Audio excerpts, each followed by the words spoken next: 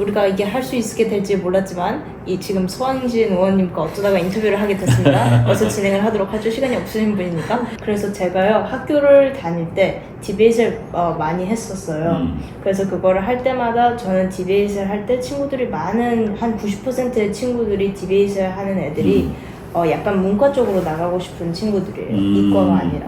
저는 엔지니어링을 가고 싶은 알고 과학에 관심이 많지만 많은 애들이 라이딩에 관심이 많거나 아니면 저널리즘 같은 걸 하고 싶거나 그래서 그런 쪽으로 가고 싶은 애들이 디베이트를 많이 하는데요. 그래서 그런 관심사를 갖고 있는 애와 약간 조금 더 과학적으로 가고 싶은 저가 있으니까요.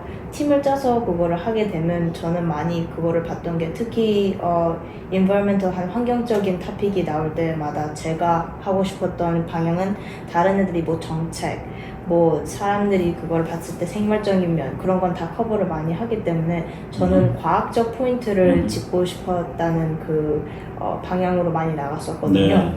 그래서 이 후쿠시마 원전 이슈가 나왔을 때도 저는 그거를 봤을 때 이제 실제 상황에서 폴리티컬한 면에서 이 진짜 어른들은 이거에 대해서 어떻게 처리를 하는지 볼 수가 있겠구나 하고 보고 있는데 제가 생각하지 못한 면이 나온 건 이 폴리티컬한 이슈가 나왔었을 때 딱 그거가 되는 게 일단 과학을 보고 나서 그거를 베이스로 인해서 그거에 대한 디스커션이 생기는 게 아니라 그거를 이 상황을 봤을 때 일단 내가 약간 속해 있는 내 파트에서 일단 나오는 그 방향은 뭔가 그거에 베이스드 돼서 필요한 과학을 찾는 것 같았어요. 제가 볼 때는 약간 그래서 그게 약간 약간 디스포인트 되는 부분이라고 볼 수 있죠. 네.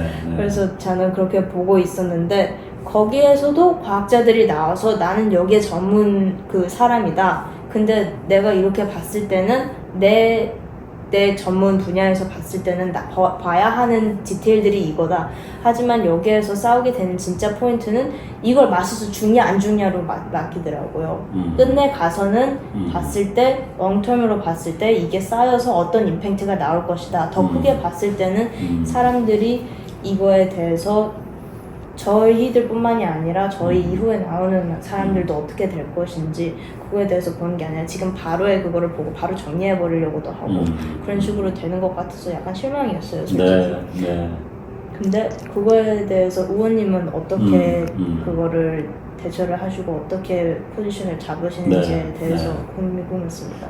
오케이, 우선 굉장히 중요하고 어려운 질문이라고 생각해요. 항상 우리가 과학이라고 하는 것이 특히 사회에 이렇게 새롭게 어떤 과학 기술이 들어올 때도 그렇고 또는 그 과학 기술 자체가 문제를 발생시켰을 때도 마찬가지인 것 같은데 그 점에 관해서 이렇게 사회적인 판단을 하고 정책 결정을 하는 데 있어서 많은 디베이트가 있잖아요. 근데 이제 말씀하신 대로 과학적 팩트에 근거해서 또 예측에 근거해서 그걸 바탕으로 영향이라든지 또는 효과라든지 또는 뭐 예를 들면 상당한 어떤 그 긍정적 효과를 만들 수도 있고 아니면은 리스크를 만들 수도 있고 그렇잖아요. 그런 부분들을 가능한 과학적 근거를 명확하게 하고 확인하고 그걸 베이스에 깔아놓고 어디까지 우리가 선택하거나 어디까지 제어를 할 것인지 판단을 하고 결정하는 것이 가장 합리적이고 올바르다고 생각은 들어요. 그런데 이제 저도 환경운동을 하거나 어떤 그런 문제를 다룰 때 보면 과학이라고 하는 또는 팩트라고 하는 것 자체가 온전하게 하늘에서 아주 독립적으로 뚝 떨어지는 것이 아니고 어떤 팩트를 선택하고 어떤 팩트를 바라보느냐에 따라서 또 거기에는 어떤 가치관, 철학, 또 정치적 입장 이런 것들이 완전히 또 자유로울 수는 없는 것 같아요. 그래서 가능하다면 상호 간에 인정할 수 있는 과학적 베이스는 존중하고 거기서 출발해야 되지만 또 어떤 사실을 놓고서 이게 정말 올바른 팩트인가 어떤 게 정말 현실에 부합하는가라는 것을 판단하는 데 있어서는 또 가치관과 철학과 사회의식 이런 것들도 결합이 되기 때문에 과학자들의 판단과 팩트 주장만을 무조건 인정해라 이렇게 이야기하는 것도 또 올바르지 않을 때도 있다는 점에서 그 두 가지를 항상 균형 있게 바라봐야 된다고 생각을 하고요.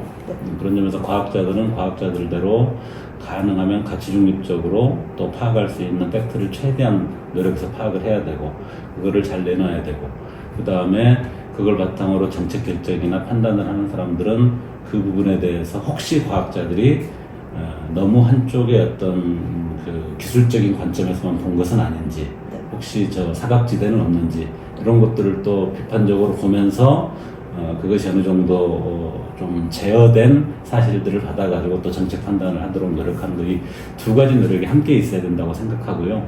근데 이제 이야기하신 것처럼 요즘은 너무 그 부분에 대해서 미리 판단하고 또 자기의 어떤 가치관이나 자기 생각 중심으로 쉽게 그냥 어떤 부분적인 사실을 갖다가 이렇게 쓰려고 하고 우리나라 그런 말 들어봤는지 모르겠는데 답정너 그런 말 들어봤어요? 네. 답은 이미 정해져 있고 너는 그것을 받아들이기만 하면 된다. 네. 이런 것처럼 너무 자기 주장을 일방적으로 하고 강요하는 그런 문화들이 생겨서 정치적으로도 그렇고 정책적으로도 그렇고 굉장히 현실의 문제를 풀어나가지 못하는 굉장히 안 좋은 지금 문화가 형성되어 있다는 점에서 말씀하신 그런 그 좀 실망스러운 그런 것들이 많이 비춰질 수 있기 때문에 그런 문화는 확실히 좀 바꿔야 되지 않나 그런 생각이 들어요.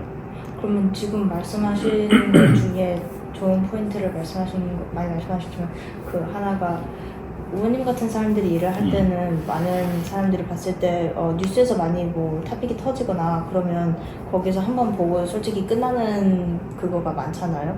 예를 들어서 후쿠시마가 한때 많이 나왔지만 그 이후에는 이제 안 나온다. 하지만 그 실제 상황으로 봤을 때는 모든 이슈들은 긴 그 시간을 넘기면서 계속 있어오는 이슈, 특히 환경 이슈는 그렇게 되잖아요. 그럼 의원님 같은 분은 지금 말씀을 하신 것처럼 그 사람들이 이 토픽에 대해서 어떻게 이해를 하고 이거에 대해서 어떻게 바라봐야 되는지에 어느 정도 인플루언스를 갖고 계신 분인데 어떻게 의원님이 그 이슈를 프레젠트하고 그거에 대해서 정책에 대한 방향을 어떻게 세팅하고 그거에 대해서 그만큼의 사람들의 생각을 그걸 하실 수 있는데 그럼 그런 면에서 계속 업데이트를 할 수 있으신 거잖아요. 그러면은 거기에서 과학자와 달리 그 의원님에게 가장 중요한 가치는 뭐라고 생각하세요? 저는 이제 우리는 지금 이제 나는 정치를 하는 사람이고 과거에는 정치 영역하고 조금 떨어져 있는 정책을 다루는 사람들이었는데 저는 이제 과학자라고 할 수는 없죠. 과학자는 아니기 때문에 대체로 과학자들이 조사하고 분석한 가급적이면 어떤 특정한 그 집단의 이해관계에 이렇게 얽혀 있지 않는 그런 객관적인 과학자들이 좀 조사한 자료들을 바탕으로 해서 그 문제를 예를 들면 지금 이슈가 되는 게 소위 그 방사능 오염수를 방류하는 문제잖아요.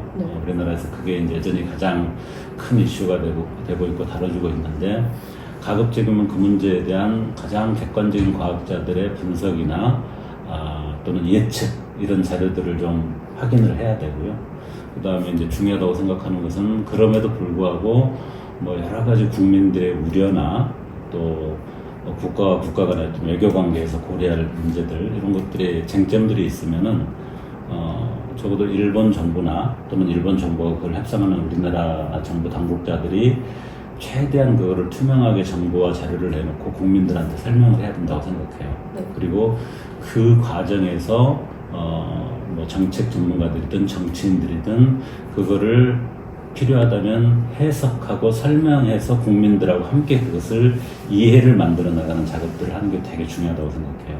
그래서 예를 들면은 그냥 하나 예를 들면 우리나라 정부가 지금 취하고 있는 그 문제에 대한 대응이 적절하고 과학에 기반해 있고 또 외교적으로도 대등한 관계 속에서 할 것은 다 해서 잘하고 있다. 그럼 그게 잘 진행되도록 협조를 해야 되고 근데 그 부분이 너무 일본에 조금은 편향되거나 일본의 이야기를 너무 쉽게 수용해서 우리나라가 국가적으로 확보해야 될 국가적 이익이나 국민들의 어떤 건강을 잘 보호하는 문제나 이런 부분에 있어서 좀 소홀하다. 그러면은 국민들과 함께 그 문제에 대해서 국가로부터 제대로 역할을 하도록 국가에게 강하게 비판할 수도 있고 요구도 할 수 있는 그게 중요한 것 같아요. 근데 이제 그 분야를 전공으로 하는 사람들이거나 아니면은 국회에는 이제 상임위원회라는 게 있어요. 네. 나는 이제 산업자원위회가 있는데 보통 그거는 이제 환경 분야를 담당하는 상임위원회 위원들이 되면은 조금 더 깊이 있게 지속적으로 그 정보들을 파악하고 정부한테 질문도 하고 정부가 보고도 하도록 해서 그 내용을 잘 파악하는 것 이런 게 중요한 것 같고 예. 필요하다면 그거를 해석하고 설명해서 언론이나 국민들한테 알리고 국민들의 뜻을 확인해서 다시 정부에게 요구하고 그래야지 정부가 또 일본하고 이렇게 협상하거나 뭔가 대응을 할 때 대등하게 할 수 있는 정부의 힘도 생긴다고 하고 생각하거든요. 뭐 그런 역할이 아닐까 싶어요. 그러면 그렇다면 의원님이 어떻게 하실 건지를 한번 들어봤는데 그렇다면 뭐 국민들, 시민들 아니면 그 학생들처럼 우리는 프린스턴에서 프로테스팅을 이렇게 해봤잖아요. 그렇다면 우리가 다르게 어떻게 이 이슈를 더 awareness를 높이는 거에서 어떻게 컨트리뷰트 할 수 있는지를 한번 생각이 들어볼 수 있을까요? 그게 이제 고등학생 또는 학생들의 입장에서 어디까지 할 수 있을지는 나도 이렇게 깊이 생각은 못 해봤는데 어쨌든 국민의 한 사람으로서 그 문제에 대해서 물을 권리가 있다고 생각이 들고요. 또 그 점에 대해서 충분하게 납득이 안 되는데 정책이 결정되고 막 일방적으로 진행되는 부분에 대해서 문제 제기를 할 수 있다고 생각이 들고요. 또 그런 생각을 가지고 있는 사람들과 SNS든 어떤 방식을 통해서 서로 생각을 교류하고 또 전파하고 또 아직은 그런 정보를 갖지 못하거나 잘 모르고 있는 사람들에게도 자기 생각을 좀 알릴 수 있는 기회를 가지고서 이렇게 전파하는 거 이런 것들은 저는 청소년들도 해야 된다고 생각하는 게 특히 환경 문제, 특히 방사능 오염 문제는 굉장히 오랜 시간에 걸쳐서 영향을 미치고 그 문제를 해결하려면 굉장히 많은 노력과 오랜 시간을 필요로 하잖아요. 그런 점에서 오히려 우리 같은 기성세대들은 조금 문제가 있더라도 그냥 견딜 수가 있어요. 그러나 여러분들은 훨씬 더 그 문제에 대해서 오랜 동안 영향을 받아야 되고 고통을 받아야 될 수 있기 때문에 어떻게 보면 더 중요한 당사자이고 또 그 문제에 대해서 발언하거나 요구할 수 있는 권리가 있다고 생각하거든요. 뭐 그런 점들은 오히려 적극적으로 하는 게 필요하고 또 젊은 학생들이 어떤 정치적 이해관계나 특정한 어떤 자기 이익에 이렇게 영향을 받아서 뭔가 발언한다고 생각하지 않기 때문에 사람들한테 더 설득력이 있지 않을까 그런 생각도 해봐요. 진짜 이거를 인터뷰를 하게 될지 몰랐지만 지금 성윤진 의원님과 이렇게 인터뷰를 하게 돼서 너무 좋은 시간을 가졌고요. 이렇게 인터뷰에 참여를 해줘서 너무 감사합니다. 저도 갑작스러운 방문이어서 미처 준비하지 못한 인터뷰이긴 했지만 네. 또 우리 공부하고 있고 한참 또 자기 역량을 키워나가는 우리 젊은 친구들하고 이야기를 나눌 수 있어서 좋았고 또 질문 자체가 매우 진지하고 깊이 있는 질문이어서 제가 답이 충분하지는 못했지만 나도 한번 또 생각해 볼 수 있는 기회가 돼서 좋았습니다. 네, 좋은 말씀 감사하시고요. 그 많은 고등학생들이 이거를 볼 수 있게 되면 너무 좋겠습니다. 감사합니다. 감사합니다. 너무 반갑습니다. 네. 예.